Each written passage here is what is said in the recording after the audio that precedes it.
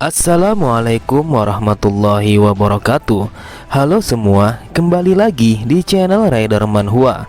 Kali ini Mimin akan melanjutkan sebuah komik yang bercerita tentang bangkitnya jiwa pedang legendaris terkuat. Pada part sebelumnya, terlihat Wonwi yang mencoba mengikuti ujian untuk menjadi seorang kapten warrior. Namun sebelum melakukan ujian itu, Komandan Gusangwong meminta mereka untuk menguji kelayakan mereka dengan membuat tanda pukulan pada batu dunia. Mereka semua sangat terkejut saat melihat ketiga dari murid Sang Evil yang dengan mudahnya menghancurkan batu dunia itu. Dengan begitu, secara otomatis mereka semua telah mendapatkan izin untuk melakukan ujian menjadi seorang kapten. Kemudian yang pertama kali untuk melakukan ujian itu adalah Wonwi. Ia langsung berhadapan dengan dua orang warrior tingkat elit. Akan tetapi dengan mudahnya Wonwi mengalahkan keduanya hanya kurang dari 30 gerakan saja. Buat kalian yang baru saja mampir di channel ini, Mimin sangat berterima kasih karena kalian sudah meramaikan kolom komentar dengan kata-kata yang positif. Berkat kalian semua, Mimin akan selalu bersemangat untuk mengembangkan channel ini. Dan apabila kalian masih bingung dengan alur ceritanya, kalian bisa cek deskripsi atau langsung saja menuju playlist yang ada di halaman channel ini untuk memulainya dari part 1. Tanpa basa-basi lebih jauh, mari kita masuk di part 19.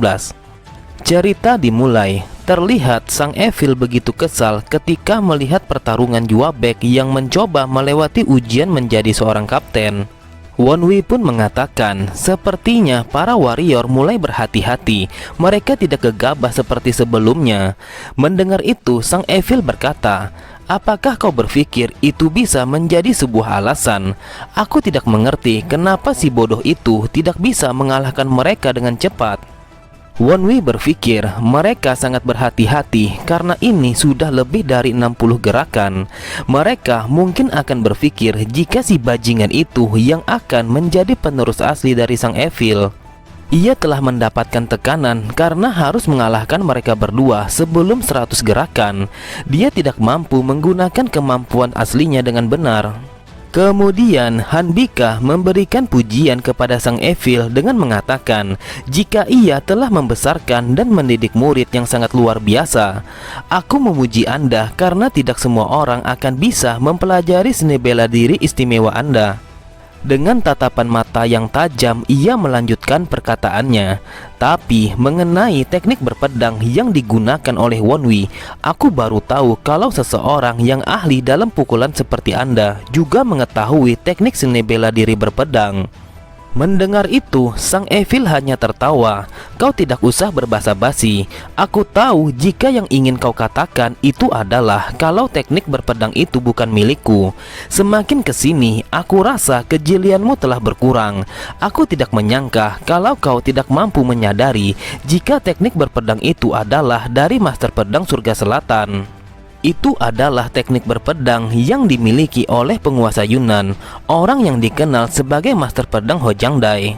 Sambil menampakkan sebuah buku, ia mengatakan jika Hojangdai telah mati dan buku yang ada di tangannya itu adalah buku panduan rahasia teknik berpedang yang dimiliki Hojangdai. Terlihat para warrior langsung memberi hormat kepada Sang Evil karena mereka beranggapan jika Sang Evil lah yang telah membunuhnya. Akan tetapi Sang Evil langsung membantahnya. Ia mengatakan, "Persetan dengan ucapan selamat kalian. Apakah peluangku untuk membunuhnya yang telah diambil orang lain memang pantas diberi ucapan selamat?" Mendengar ocehan masternya, Wonwi bergumam, "Aku tidak menyangka jika ia mengatakan yang sebenarnya. Sungguh tidak terduga, padahal ia bisa saja mengakui kalau dialah orang yang telah membunuhnya." Saat mendengar para warrior yang bertanya bagaimana Sang Evil mendapatkan buku panduan itu, ia pun mengatakan jika ia telah mendapatkannya dari seseorang. Kemudian Sang Evil berkata bahwa buku itu tidaklah utuh. "Aku sudah sering bertarung melawannya. Oleh sebab itu aku sangat mengetahui bagaimana teknik berpedang Hojangdai yang sebenarnya." Dengan sombongnya, Sang Evil mengatakan, "Aku sudah membuat perubahan untuk mengatasi beberapa kelemahan dari teknik berpedangnya. Lalu aku mengajarkan teknik itu kepada bocah sialan ini. Anggap saja bocah bajingan ini sebagai penerusku dan juga penerus dari Hojang Dai." Dasar faktual licik. Dengan perkataannya itu, sama saja ia mengatakan kalau ia telah menciptakan seorang penerus agar warisan Master Hojang Dai masih tetap berlanjut. Bahkan ia juga mengatakan kalau ia mampu memperbaiki warisan dari saingan lamanya yang memiliki teknik berpedang itu. Dengan ini, kalau saja ada seseorang dari kultus Blood yang ingin belajar teknik berpedang dari Master Hojang Dai, maka tidak ada satu orang pun yang akan merasa keberatan. Namun, Iron berkata, ini adalah hal yang bagus karena faktanya adalah jika bukan karena Sang Evil, maka warisan masterku akan benar-benar menghilang.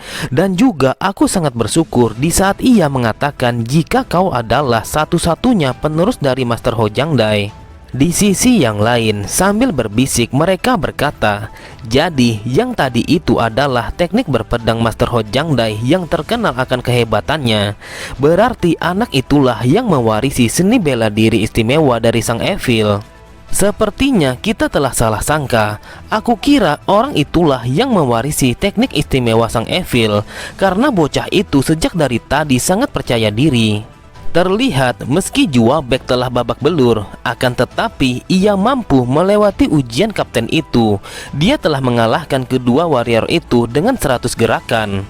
Untuk orang yang memiliki tubuh sepertinya, dia jauh lebih buruk daripada Suwonwi yang mengalahkan mereka hanya kurang dari 30 gerakan. Bahkan ia terlihat seperti orang yang tidak menang. Sambil memukul kepalanya, Sang Evil mengatakan, dasar bocah sialan, kau telah membuatku menjadi malu karena kau begitu lambat saat bertarung melawan mereka. Kemudian Wonwi begitu heran saat melihat Juabek yang menatapnya dengan tatapan yang kesal. Ia mengatakan melalui telepati, kalau saja kedua bajingan itu tidak menggunakan taktik kucing-kucingan, sudah pasti aku bisa mengalahkan mereka jauh lebih cepat daripadamu. Beberapa saat kemudian, terdengar Komandan Gusang Wong yang memerintahkan Wohyun untuk maju melakukan tes ujian itu. Lalu Sang Evil berpesan kepadanya, kalau saja kau berani menunjukkan penampilan yang memalukan sama seperti Juabek, maka aku akan pastikan kau akan kelaparan selama beberapa hari. Mendengar itu, seketika ekspresi wajahnya langsung berubah dengan sangat drastis. Wonwi begitu heran saat melihat Wohyun yang berjalan maju ke depan dengan penuh percaya diri dan semangat yang membara. Dan yang lebih penting lagi, aku tidak percaya kalau mereka telah menggabungkan seni bela diri pukulan dan juga ahli pedang untuk melawannya.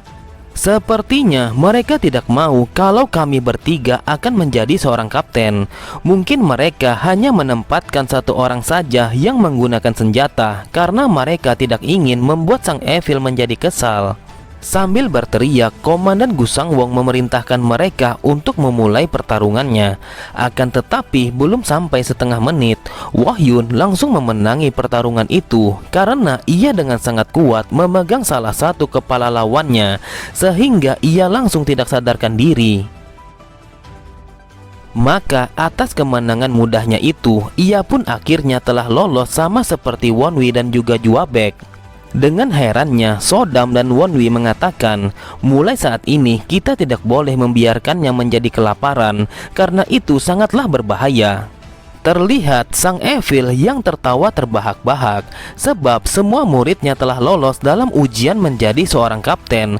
Dan itu membuat Sang Evil sangat puas sekali, karena ia pun juga telah memenangi pertaruhan saat melawan Hanbika. Cerita berpindah setelah ujiannya telah berakhir. Terlihat para eksekutif dan juga kapten warrior telah berjalan menuju sebuah tempat yang ada di lembah darah itu. Kemudian Sodam mengatakan jika ada seorang wanita dari anggota Bloodstar ke-6 telah memperhatikannya sejak dari tadi. Lalu saat Wonwi melihatnya, ia pun langsung mengenali wanita itu. Ternyata ia adalah Nona Hayon. Sodam pun begitu heran karena bentuk tubuh Nona Hayon sangat berbeda sekali dari waktu sebelumnya. Ia berpikir apakah itu disebabkan oleh pengobatan dari sang dokter dengan memakan bunga herbal penyembuh segala penyakit. Aku tidak menyangka kau langsung mengenalinya hanya dengan satu kali tatapan saja. Apakah itu karena kau memiliki kemampuan pengamatan yang sangat bagus? Di sisi yang lain, terdengar Juabek yang bertanya untuk apa mereka berjalan menuju aula utama lembah itu. Sang Evil pun mengatakan bahwa inilah yang paling penting karena ia ingin membawa semua orang yang terlihat berguna. Terlihat rombongan mereka semua telah sampai di dalam aula utama itu. Mereka telah disambut oleh Komandan Gusangwong dan juga beberapa warrior tingkat atas lainnya. Lalu Komandan Gusangwong mengatakan bahwa upacara pemilihan akan segera dimulai. Saat mendengar Sodam yang bertanya apa itu upacara pemilihan, Wonwi pun menjelaskan jika itu adalah untuk menugaskan para warrior baru kepada tugas mereka masing-masing. Semua nama para warrior yang telah lolos akan ditulis kepada tanda kayu itu, dan mereka akan dikategorikan ke dalam kandidat warrior tingkatan atas, menengah, dan juga tingkatan dasar. Kapten dari bawahan para Blue Star dan juga 4 elder tertinggi, mereka akan menarik beberapa orang yang mereka sukai ke dalam sekuat mereka.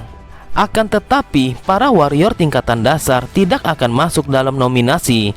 Selain itu, mereka juga tidak akan bisa untuk memilih. Para master akan menugaskan mereka dengan cara yang acak. Oleh sebab itulah, aku juga ikut dalam bimbingan Master Darah Serigala. Sebenarnya ini bisa disebut sebagai kompetisi untuk mendapatkan kandidat warrior tingkatan atas dan juga tingkatan menengah. Kemudian sambil tertawa sang Evil berkata, karena aku tidak memiliki seorang kapten sebagai bawahanku, maka sudah seharusnya aku akan memilih mereka sendiri. Mendengar itu, mereka pun tidak bisa berkata apa-apa karena sudah pasti mereka semua tidak akan bisa melawan kehendak sang Evil yang terkenal akan kekejamannya. Dan salah satu dari mereka mengatakan kepada sang Evil jika pemilihannya akan dimulai dari warrior tingkatan menengah. Dengan santainya sang Evil mengatakan, aku yakin bahwa kalian semua tidak ada yang keberatan kalau aku yang akan lebih dulu untuk memilih mereka. Terlihat sang Evil menunjukkan jarinya di papan mading itu. Mereka yang melihat itu berpikir jika sang Evil telah menemukan sebuah nama yang akan ia bawa sebagai bawahannya. Akan tetapi ia langsung menggaris papan itu seperti sebuah sekat yang panjang yang memisahkan antara bagian atas dan juga bagian bawah. Lalu ia berkata, karena total semuanya ada 37 orang kandidat warrior, aku akan membawa semua nama yang ada di bagian garis atas, dan aku akan meninggalkan untuk kalian semua nama yang ada di bagian garis bawah. Mendengar keserakahan sang Evil yang membawa 27 orang kandidat warrior, semua orang yang ada di sana sangatlah terkejut karena hal konyol yang seperti ini baru pertama kalinya mereka hadapi. Di samping Sodam yang tertawa terbahak-bahak, Wonwi pun berpikir, aku sudah mengira jika tua bangka itu akan melakukan hal yang tidak masuk akal. Namun ia sangat tidak peduli dengan apa yang orang lain pikirkan tentang dirinya. Sambil tertawa, dengan santainya sang Evil mengatakan, agar adil untuk kalian semua, maka aku sudah menyisakan 10 kandidat warrior. Oleh sebab itu, kalian bisa berdiskusi atau apapun yang kalian mau, agar masing-masing dari kalian bisa membawa satu kandidat warrior. Kemudian terdengar suara Hanbika yang mengatakan, Anda terlalu banyak untuk memilih kandidat. Bukannya Anda pernah mengatakan akan sangat rumit apabila para elder memiliki banyak anggota? Pada saat itu Anda mengatakan bahwa Anda akan bekerja seorang diri. Lagi pula kalau Anda memiliki kandidat sebanyak ini, maka Anda tidak akan mungkin menugaskan mereka semua secara adil. Namun belum sempat ia melanjutkan perkataannya, sang Evil langsung memotong perkataannya. Untung saja kau menyebutkan hal itu. Aku akan mencoba untuk membesarkan sekelompok orang. Kalau itu alasanku, maka kau tidak ada keluhan lagi soal keadilan atau apapun itu. Awalnya aku ingin mengambil semua kandidat yang ada di sini, akan tetapi aku mencoba untuk menyelamatkan harga dirimu dengan menyisakan beberapa orang. Mendengar itu, Wonwi berpikir, jadi itu yang ia pikirkan sejak dari tadi. Aku sangat penasaran bagaimana reaksi mereka kalau dia memilih semua kandidat. Mereka semua hanya pasrah saat Sang Evil yang mengatakan kalau ada komandan sekuat yang memiliki sebuah keluhan, silahkan saja beritahu atasan kalian dengan apa yang terjadi di tempat ini. Apabila mereka tidak terima dengan keputusanku, maka suruh mereka untuk datang menemuiku. Dengan tatapan mata yang tajam, ia melanjutkan perkataannya. Atau bisa saja kita menyelesaikannya di sini sekarang juga. Aku akan menyobek semua mulut kalian. Hanbika pun hanya terdiam. Ia berkata di dalam hatinya, kalau keinginannya sudah mutlak, maka kami tidak akan ada alasan untuk menghentikannya. Karena sekarang ia sudah mendeklarasi untuk membangun pasukannya sendiri. Sudah sewajarnya dia mendapatkan semua warrior yang ia inginkan. Tapi karena selama ini dia selalu bekerja hanya seorang diri, dan tiba-tiba dia mengatakan bahwa ia akan membangun pasukannya sendiri, maka pernyataan itu akan mengguncang dinamika di dalam kultus Blood. Terlebih lagi, apabila orang itu mengetahui fakta yang seperti ini, sudah pasti ia akan memulai pergerakan. Aku tidak menyangka jika naga yang tertidur kini sudah mulai terbangun. Masa depan nona muda sepertinya akan semakin berbahaya. Di sisi yang lain, Sodam pun berkata, aku dari tadi memikirkan ini. Bukankah ini adalah peluang yang bagus untukmu? Karena sekarang sudah menjadi seperti ini, maka dari kedua sisi pasti akan meyakinkan si tua brengsek itu untuk berada di pihak mereka. Dan di dalam prosesnya, dinamika kekuatan kultus akan terungkap, dan kau pasti akan bisa menimbang pilihan yang bagus untuk dirimu. Namun Sodam begitu kesal karena Wonwi yang mengatakan jika ia tumben sekali memiliki pikiran yang masuk akal, dan itu adalah hal yang langka. Kemudian Komandan Gusang Wong berteriak bahwa pemilihan warrior tingkat menengah akan dimulai sekarang juga, dan keenam kandidat warrior tingkat menengah yang telah lulus diperintahkan untuk maju ke depan.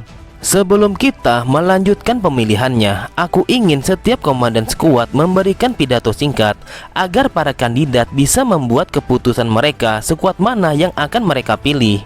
Situasi ini sama persis seperti di kehidupanku yang dulu.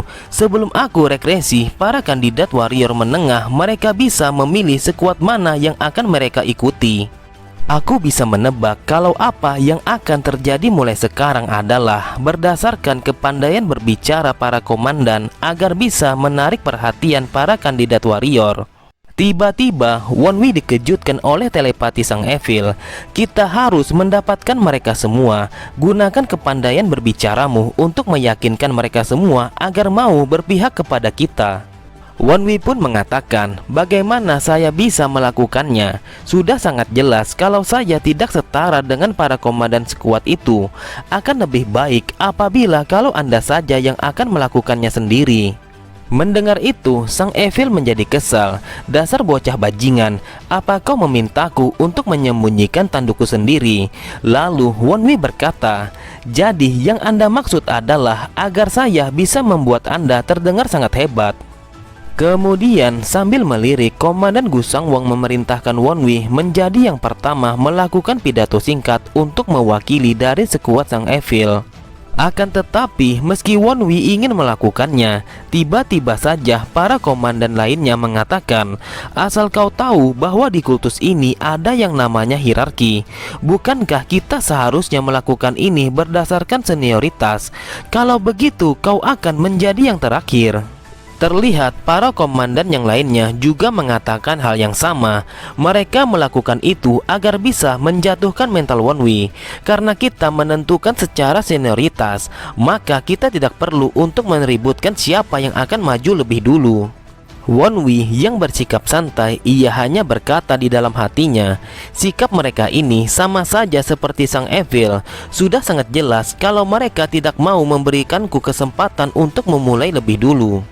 Entah alasan apa, yang pasti itu membuatku menjadi persaingan. Aku harus berbuat apa agar bisa membawa keenam kandidat warrior tingkat menengah itu?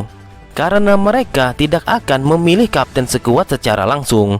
Mungkin yang terbaik adalah aku harus memulainya dari yang paling belakang dan mencoba menyesuaikan pidatoku dengan situasi yang ada setelah mendengar apa yang mereka sampaikan. Akan tetapi, tiba-tiba saja telinga Wonwi langsung berdengung karena sang Evil yang begitu marah sebab ia telah rela menjadi yang terakhir. Kau harus bersiap mendapatkan hal yang buruk apabila kau tidak mendapatkan satu orang pun yang mau bergabung dengan kita. Wonwi yang mendapatkan ancaman dari sang Evil, ia bergumam, sangat sulit sekali menyesuaikan standar yang telah diterapkan oleh orang gila itu. Beberapa saat kemudian, terlihat pidato singkat telah dimulai dengan diawali oleh seorang komandan 5 racun yang bernama Song Pilchong. Ia adalah salah satu dari murid elder tertinggi yang ketiga. Dengan menampakkan jurusnya, ia pun mengatakan, elder tertinggi ketiga sangat menghargai talenta baru. Kalau kalian memilih kami, seluruh seni bela diri racun rahasia akan kami ajarkan kepada kalian. Kemudian komandan kedua melakukan hal yang sama. Ia adalah orang yang melayani elder kedua yang dikenal sebagai Kaisar Pedang Iblis yang merajalela. Satu persatu dari ke-9 komandan skuad telah memberikan pidato singkat mereka. Sodam yang melihat itu, ia pun merasa bosan karena semua orang telah mengatakan hal yang sama. Mereka cuma mengatakan siapa yang mereka layani dan juga seni bela diri apa yang mereka gunakan. Wonwi pun berkata itu hal yang wajar karena mereka semua masih melayani di dalam kultus ini.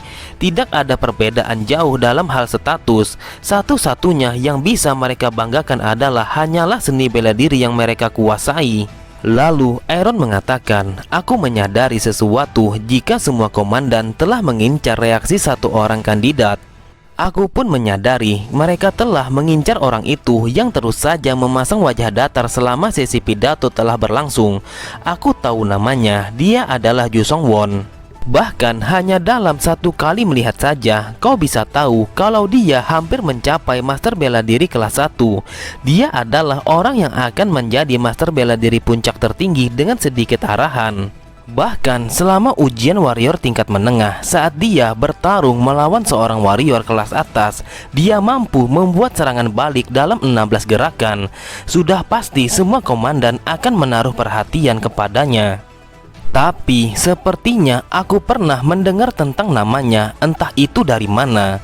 Bukan berarti aku bisa mengingat segalanya dari kehidupan namaku seperti rekaman yang tertulis. Tapi aku yakin aku pernah mendengar nama itu. Kemudian di atas panggung itu terlihat seorang komandan berambut putih telah maju ke depan mereka. Dia adalah komandan skuad darah putih yang telah melayani Bloodstar pertama dan namanya adalah Nam Sim Yung. Namun tiba-tiba Wonwi menyadari jika reaksi orang itu telah berbeda setelah melihat orang yang ada di hadapannya adalah murid dari Bloodstar pertama. Lalu dengan santainya ia menyampaikan pidato singkatnya. Aku tidak ingin berbicara tentang Bloodstar pertama seperti yang telah disampaikan oleh para seniorku sebelumnya. Jadi menurutku aku tidak perlu untuk menjelaskan semuanya. Akan tetapi aku ingin mengatakan ini. Kami dan Bloodstar pertama telah bertarung di puncak Gae, yang bisa dianggap kalau kami telah berada di garis terdepan dan kami akan terus melakukannya. Wonwi menyadari jika reaksi wajah orang itu telah berubah, apalagi saat ia mendengar wilayah puncak Gae. Ada apa dengan reaksi wajahnya yang seperti itu? Tiba-tiba saja Wonwi teringat bahwa puncak itu lokasinya sangat dekat dengan markas tempat pengemis. Pantas saja aku tidak bisa mengingat dia dengan benar. Itu karena dia adalah seorang mata-mata dari sakta pengemis. Bahkan bukan sekedar ahli bela diri ortodoks saja. Akan tetapi setengah tahun lagi ia akan mati ketika ia ketahuan telah menjadi mata-mata. Lalu ia langsung dibunuh. Sodam pun mengatakan kalau kita membiarkannya sendirian, sudah pasti ia akan mati dengan cara mengerikan. Apakah kau akan menolongnya? Namun Wonwi mengatakan untuk apa ia menolong orang itu. Lagi pula ia telah berencana untuk bergabung dengan skuad Bloodstar pertama. Memang sangat disayangkan untuk membuang talenta berharga sepertinya. Tapi aku tidak ingin mengambil resiko untuk membawanya kepada sang Evil. Akan tetapi, One Way kembali terdiam saat sang evil berbicara melalui telepati. Pastikan untuk membawa orang yang baru saja kau perhatikan. Dia cukup diincar oleh mereka. Kau pasti berpikir hal yang sama dan itu sebabnya kau memperhatikannya. Dia anak yang berbakat saat berduel melawan para kapten. Komandan Gusang Wong mengatakan kepadaku jika bocah berbakat itu berasal dari klan Hao. Jadi aku memintamu untuk membawanya kepada skuad kita. Mendengar itu, One Way hanya pasrah karena perintah sang evil adalah mutlak untuk dilaksanakan. Lalu ia bergumam, ini membuatku menjadi gila. Apa dia tahu kalau dia sebenarnya telah memintaku untuk membawa seorang mata-mata ke dalam skuad kita? Oke semua, cukup sampai di sini dulu pembahasan alur cerita kita. Sampai jumpa di video selanjutnya. Wassalamualaikum warahmatullahi wabarakatuh.